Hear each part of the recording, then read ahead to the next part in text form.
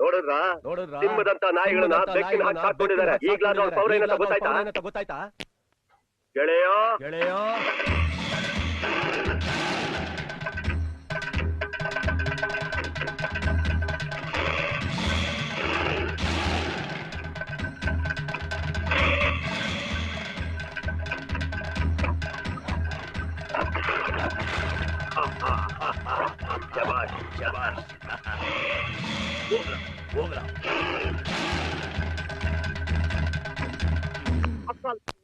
ನೀನು ಮನೆ ಬಾಗಿಲಿಗೆ ಬಂದಿರೋ ಮಂತ್ರಿನ ಅವಮಾನ ಮಾಡ್ತಾ ಇದ್ದೀಯ.